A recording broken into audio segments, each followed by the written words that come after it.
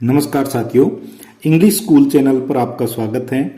आज की इंग्लिश से रीडिंग की क्लास में हम स्टोरी रीडिंग के माध्यम से इंग्लिश से वर्ड्स और सेंटेंसेस को लिखना, पढ़ना और बोलना सीखेंगे। तो आज की अपनी एक मोरल स्टोरी यानी नैतिक कथा है, नीति कथा है। वो है यूनियन इज स्ट्रेंथ, यानी संगठन में शक्ति है। चलो तो शुरू करते हैं आज की story. Union is strength. Union का मतलब संघ या संगठन, इज का मतलब है और स्ट्रेंथ मीन्स होती है शक्ति। स्ट्रेंथ मीन्स शक्ति या ताकत।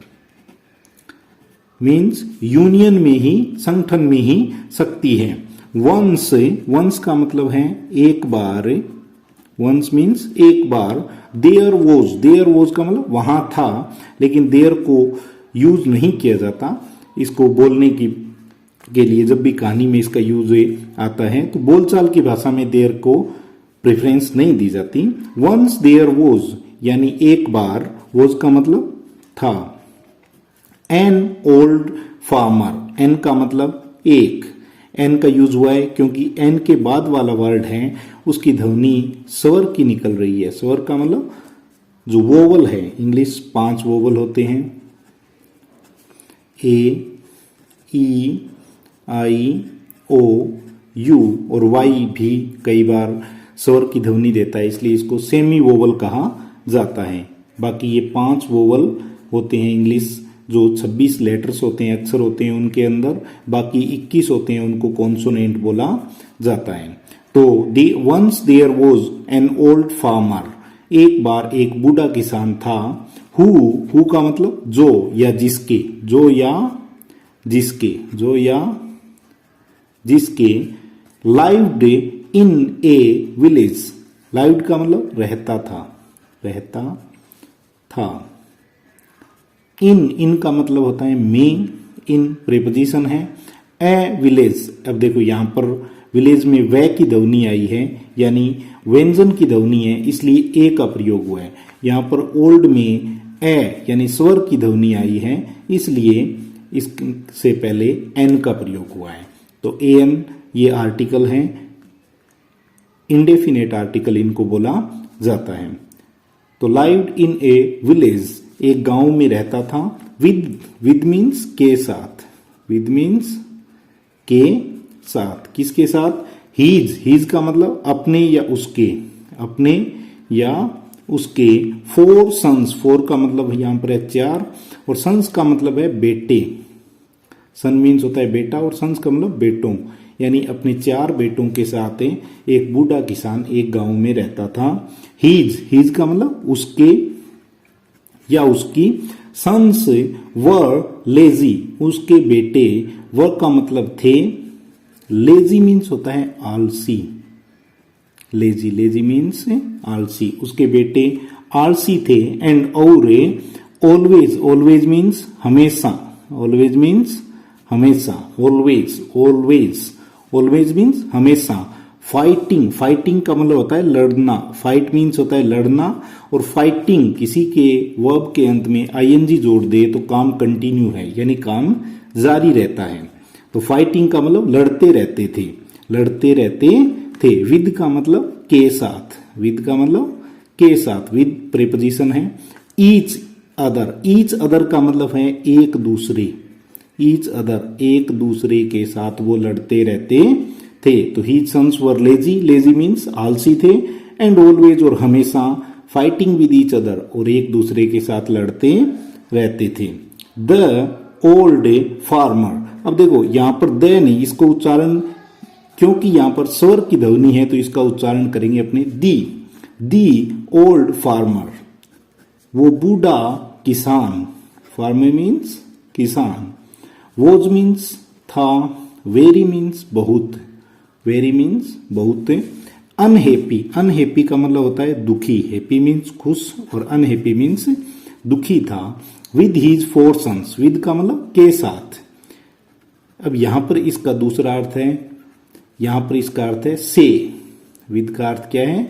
से। और के साथ भी, विद के दोनों अर्थ है। यहां पर इसका अर्थ से है, जबकि सामान्य अर्थ इसका होता है के साथ, विद हीज 4 सन्स, अपने चारों बेटों से वो बहुत दुखी था। 4 सन्स, 4 बेटे, चारों बेटों से बहुत दुखी था। He had tried, try means होता है कोशिश करना, ये वर्ब की फर्स्ट फॉर्म के रूप में आता है, तब ट्राई मीन्स कोशिश करना, प्रयास करना, और इसकी सेकंड और थर्ड फॉर्म होती है ट्राइड, ट्राइड। तो ही हैड ट्राइड, वह कोशिश कर चुका था। हैड का मतलब यहां पर था। हैड ट्राइड ये पास्ट परफेक्ट टेंस है, had tried, had plus verb की थर्ड फॉर्म का यूज उसमें किया जाता है। टेंस का मतलब भी फॉर्म ऑफ वर्ब होता है।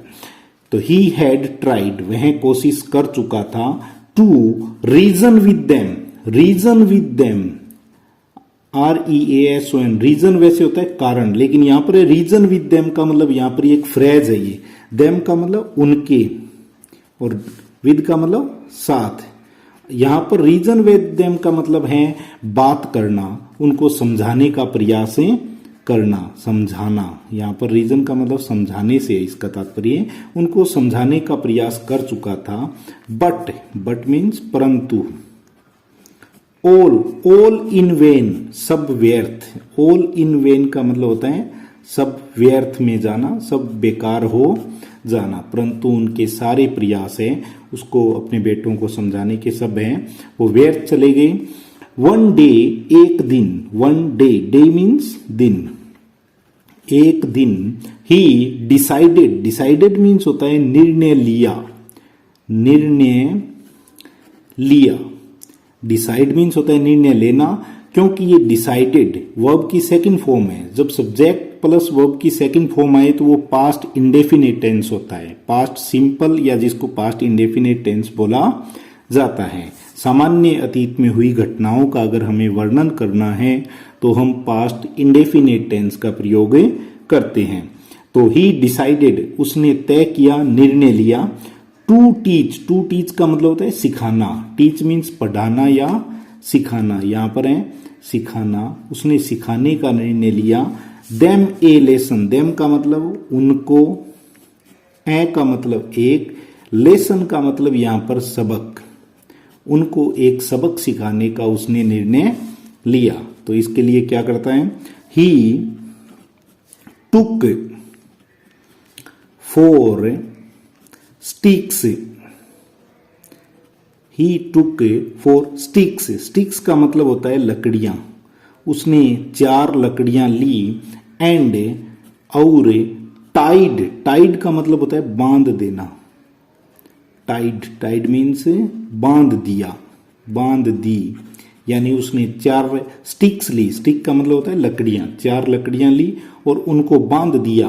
देम, देम का मतलब उनको, देम, देम मीन्स उनको, और उसने उनको बांध दिया।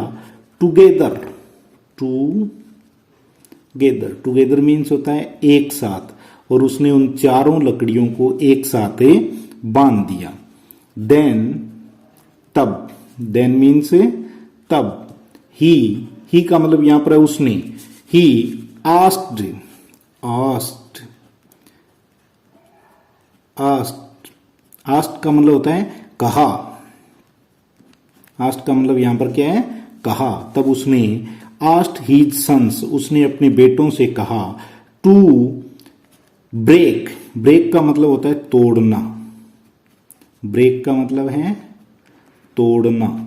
To break the bundle of sticks, bundle का मतलब है जो उसने गट्ठा बांध दिया था, 4 को इकट्ठा बांध दिया था, उस बंडल को, स्टिक्स का मतलब लकड़ियां, ऑफ का मतलब का के की, स्टिक्स, बंडल ऑफ स्टिक्स यानी लकड़ियों के बंडल को, उनके गट्ठर को तोड़ने के लिए कहा। ब्रेक मीन्स होता है तोड़ना, टू ब्रेक तोड़ना।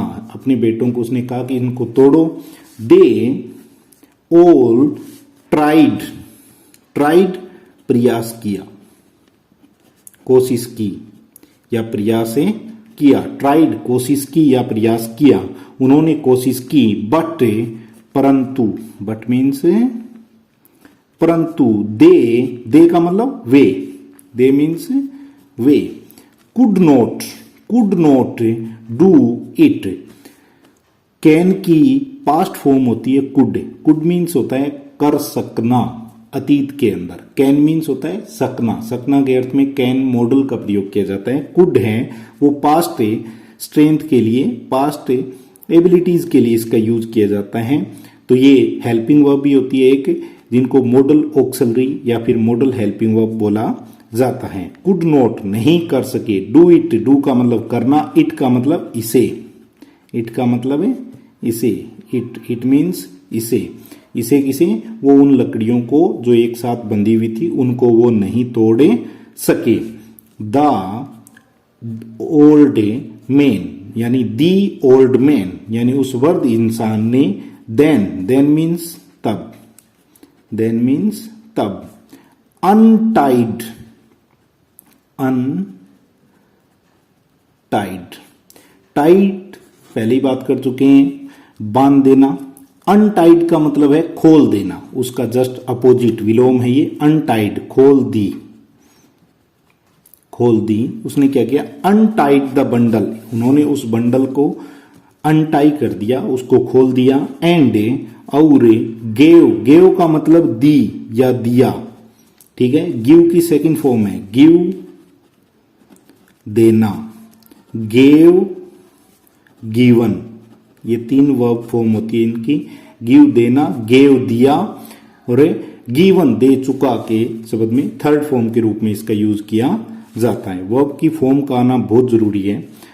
देखिए, gave each son a stick, each प्रत्येक, ईच मीन्स प्रत्येक, सन का मतलब बेटा, एक, स्टिक, स्टिक का मतलब होता है लकड़ी, स्टिक मीन्स लकड़ी। तो प्रत्येक बेटे को उन्होंने एक लकड़ी दी। तो उन्होंने untie the bundle, untie the bundle का मतलब बंडल खोल दिया और अपने प्रत्येक बेटे को एक लकड़ी दी। अगेन, अगेन, अगेन मीन्स होता है दोबारा, फिर से, दोबारा, फिर से। ही आस्ट, आस्ट का मतलब कहा, आस्ट मीन्स कहा। Them to break the sticks, तो उसने दोबारा उनसे कहा कि अब इन स्टिक्स को तोड़ो। दिस टाइम, दिस टाइम का मतलब है इस बार, दिस टाइम यानी इस बार। दे ऑल, दे का मतलब उन्होंने, ऑल का मतलब सभी, ऑल मीन्स सभी। सक्सीडेड, सक्सीडेड का मतलब होता है सफल होना। इस बार वो सभी सफल हुए, सफल हुए, सक्सीडेड,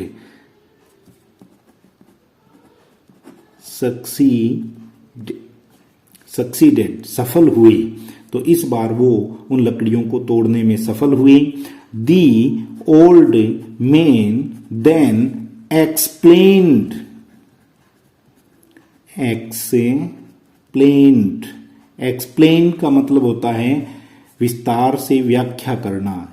यहां पर आएगा व्याख्या की, क्योंकि ये वर्ब की सेकंड फॉर्म है और ये वर्ब की सेकंड फॉर्म पास्ट टेंस को बताती है, पास्ट सिंपल को बताती है। तो देन का मतलब तब, जब प्रत्येक ने एक एक लकड़ी को तोड़ दिया, तब जो बूढ़ा व्यक्ति था उन्होंने इस बात की व्याख्या की, विस्तार से बताया।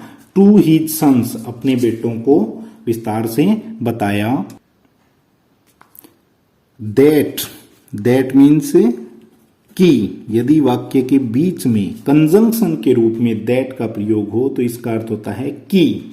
दैट की, दे वर मीन्स थे, वर मीन्स थे। और यदि एक वचन हो तो वो जाएगा, एक वचन सब्जेक्ट हो तो वो जाएगा।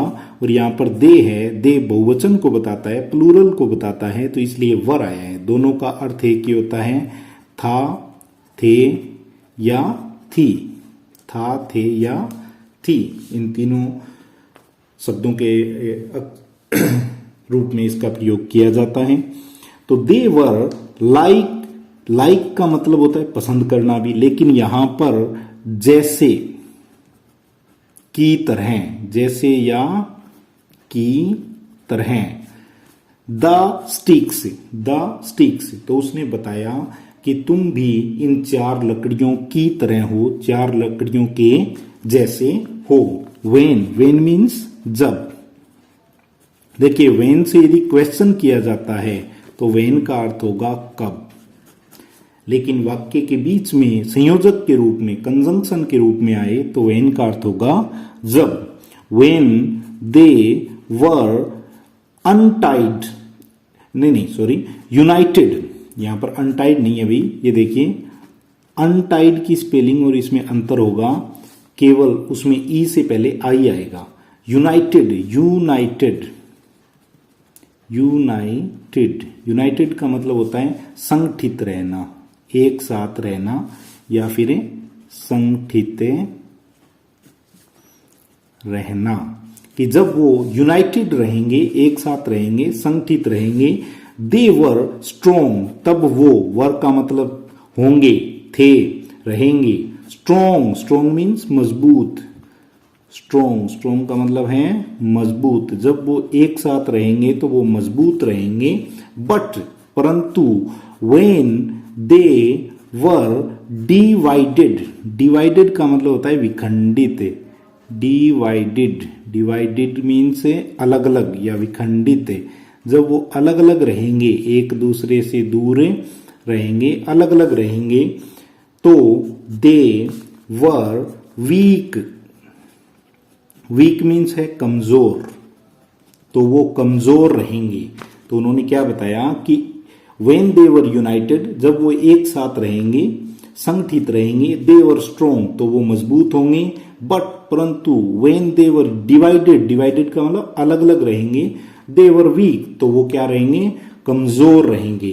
ही टोल्ड देम, टोल्ड का मतलब बताया, कहा, तो उसने उन्हें कहा या बताया। देम का मतलब है उनको, दैट कि, दे वे शुड, शुड ये मॉडल वर्ब है भाई, मॉडल हेल्पिंग वर्ब है।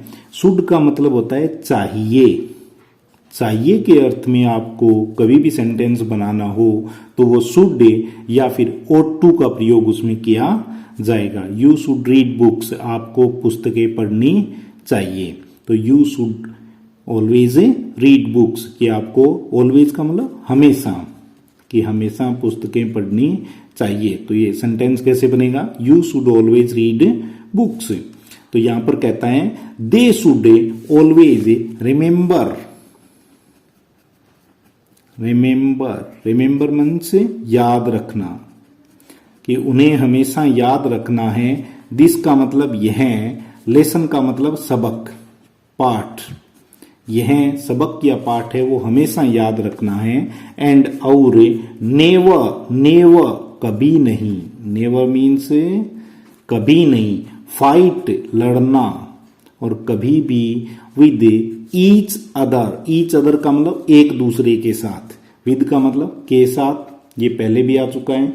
ईच अदर एक दूसरे के साथ, अगेन दोबारा, अगेन का अर्थ क्या होगा, दोबारा, अगेन दोबारा, कि उन्हें दोबारा एक दूसरे के साथ कभी भी नहीं लड़ना चाहिए। तो उसने क्या कहा, ही टोल्ड देम, उनको उसने कहा, दैट की दे शुड ऑलवेज रिमेंबर, कि उन्हें हमेशा याद रखना है, दिस लेसन, इस सबक को, एंड नेवर, और कभी भी, never fight with each other again, और एक दूसरे के साथ कभी भी नहीं लड़ना है। The son understood, understood, understand first form होती है, उसकी सेकंड फॉर्म होती है अंडरस्टूड, अंडरस्टैंड, अंडरस्टूड, अंडरस्टूड, यानी समझ चुके थे, समझ गए थे। अंडरस्टैंड मीन्स होता है समझना, यहां पर है समझ गए थे, कि they understood what their father was trying to, trying to का मतलब प्रयास करना, टेल देम, देम का मतलब उनको, और टेल मीन्स बताना। तो अब वो समझ चुके थे कि उनके पिता उन्हें क्या बताना चाहते थे। फ्रॉम, फ्रॉम मीन्स से, दैट डे उस दिन, उस दिन से, दैट डे ऑनवर्ड्स, ऑनवर्ड्स का मतलब है से, यानी उसी दिन से, ऑनवर्ड्स मीन्स से, ऑनवर्ड्स, एग्जैक्ट उसी दिन से, दे का मतलब वे, स्टॉप्ड, स्टॉप्ड, स्टॉप टे, ये टे की ध्वनि देगा, स्टॉप्ड क्वेरलिंग, क्वेरल मीन्स भी फाइट करना, झगड़ा करना। क्वेरलिंग, क्वेरलिंग का मतलब है झगड़ना, तो उन्होंने झगड़ना स्टॉप कर दिया, बंद करें दिया। क्वेरलिंग, क्वेरलिंग मीन्स झगड़ना। एंड और got along with, got along with का मतलब होता है रहने लगना, साथ में रहने लगना, एक दूसरे के, ईच अदर, ईच अदर का मतलब एक दूसरे के साथ। गेट अलोंग विद की सेकंड फॉर्म है गोट अलोंग विद, यानी एक दूसरे के साथ रहने लगे थे। गोट अलोंग विद ये फ्रेज है जिसका अर्थ होता है के साथ रहना, एक दूसरे, ईच अदर का मतलब एक दूसरे के साथ रहने लगे। दे वे बीकेम, बीकेम, बीकेम का मतलब हो गए, बन गए, बने गए। बीकम, यहां पे ध्यान रखिए, बीकम, बीकम का मतलब होना, और उसकी सेकंड फॉर्म है बीकेम, थर्ड फॉर्म भी बीकेम ही होती है। तो बीकम सेकंड है Beckham, they Beckham a strong and United family. United का मतलब संगठित, संगठित फैमिली परिवार, और उसी दिन के बाद वो एक साथ रहने लगे और वो अब एक यूनाइटेड फैमिली, एक संगठित परिवार बन गए थे। तो ये थी आज की स्टोरी, यूनियन इज स्ट्रेंथ। और इससे क्योंकि ये मोरल स्टोरी है तो इसका मोरल भी, मोरल का मतलब सीख है, वही भी यही है, यूनियन इज ए स्ट्रेंथ, यानी संगठन में शक्ति होती है, ताकत होती है। Thank you for watching.